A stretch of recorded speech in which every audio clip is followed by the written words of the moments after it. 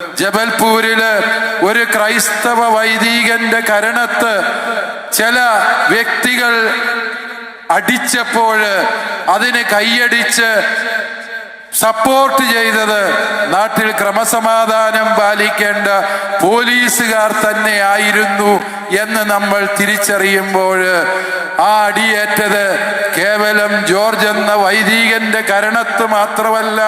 ആ അടിയേറ്റത് ഭാരതത്തിന്റെ മതേതരത്വത്തിന്റെ തിരുമുഖത്താണ് എന്ന സത്യം തിരിച്ചറിയാൻ തക്ക വിവേകം ഇവിടുത്തെ സമുദായത്തിനുണ്ട് എന്നുള്ള സത്യം ഏവരും മനസ്സിലാക്കുന്നത് നല്ലതാണ്. ഞങ്ങൾ ഏതെങ്കിലും രാഷ്ട്രീയ പാർട്ടിക്ക് വേണ്ടി തീരെഴുതി കൊടുക്കപ്പെട്ട ഒരു ജനതയല്ല, മറിച്ച്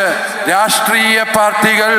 അവകാശങ്ങൾക്ക് വേണ്ടി നീതിനിഷ്ഠമായ നിലപാടുകൾ സ്വീകരിക്കുന്നുണ്ടോ ഇല്ലയോ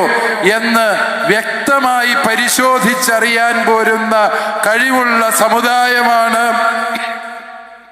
ക്രൈസ്തവ സമുദായം എന്ന സത്യം എല്ലാവരും അറിയുന്നതും മനസ്സിലാക്കുന്നതും നല്ലതാണ്.